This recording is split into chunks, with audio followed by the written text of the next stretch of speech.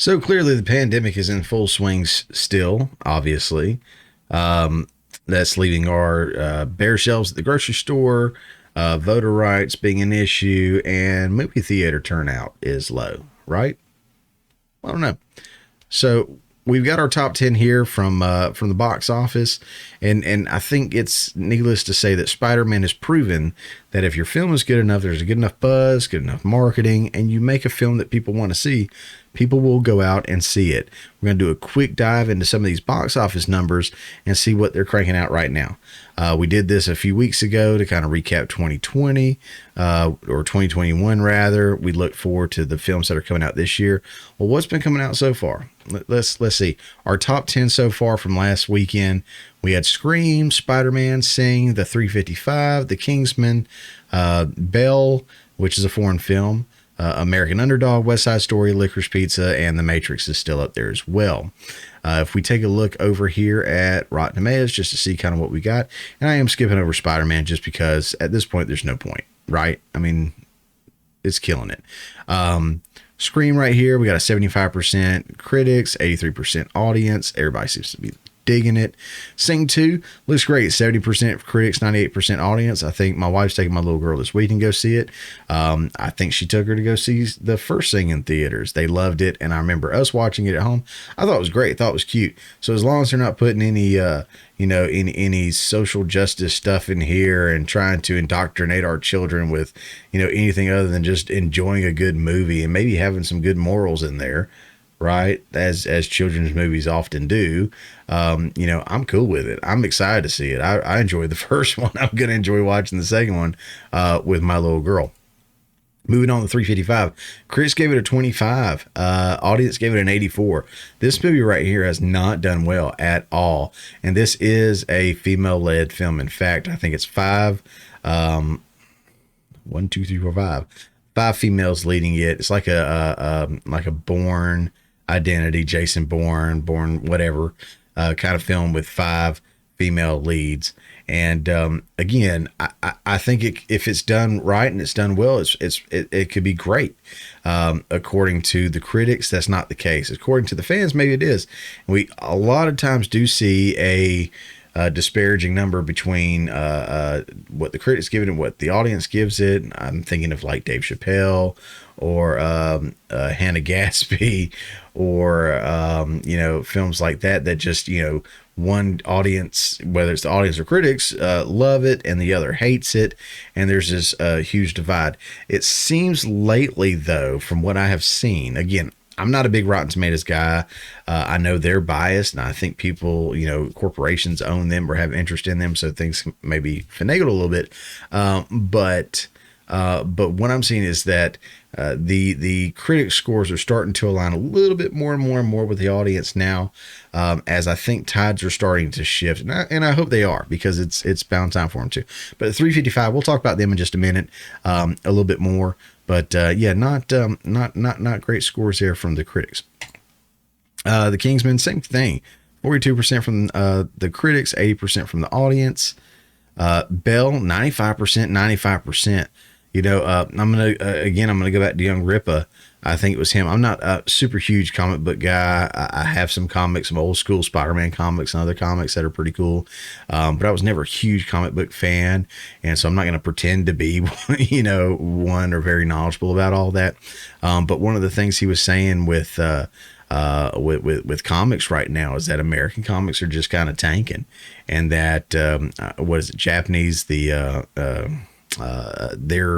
style of comics are just crushing it, and they're like in the top 10 or top 50 or whatever it is for the first time ever. There's not a single American comic up there in that top tier of sales, and there seems to be a very, very large audience for this, so good on them. 95% across the board there, and we'll go back to the numbers here in just a minute.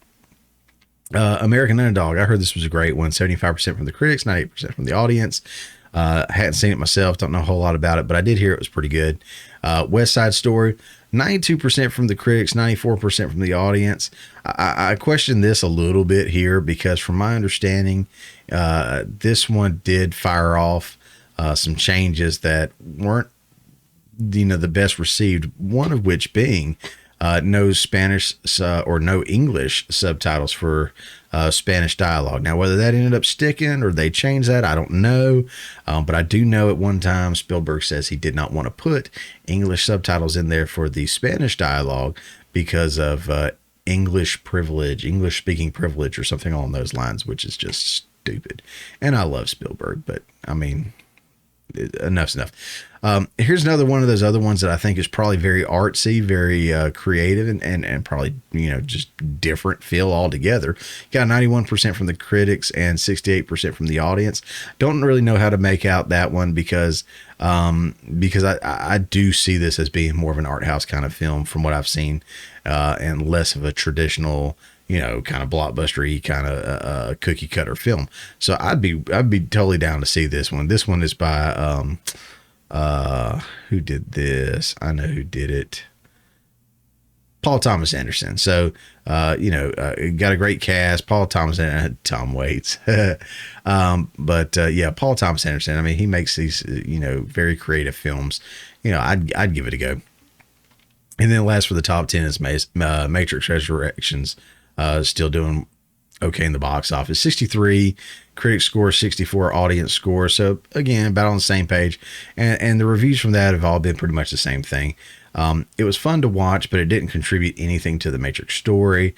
It maybe had more questions than answers in some regards, and it didn't really amplify anything. But it was an okay, fun watch for the most part. Didn't understand why some characters were replaced, maybe. And, so there was some gripes here and there about it. But looking at the numbers, and I'll pull this up too. All right, so top in the box office, you had Scream. If I could find the budget, I have it. And I'm just, again, assuming the marketing that goes with it is kind of doubling the budget. So you get your actual budget here. For everything, our domestic box office, worldwide box office, and then profit loss here. So Scream, from what I've got, is a $24 million budget. You double that up.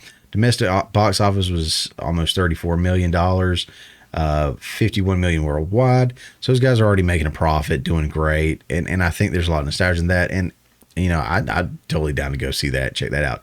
Spider-Man, whatever, tearing it up. I mean, Sony has been on a roll, and of course, is a great Marvel character that Sony owns the rights to. But I mean, I'd say you can do no wrong with Spider-Man. You clearly can, but man, they are just absolutely killing it. We're looking at, if we look over at the profit, looking at like $1.2 billion profit off of that. Just outstanding.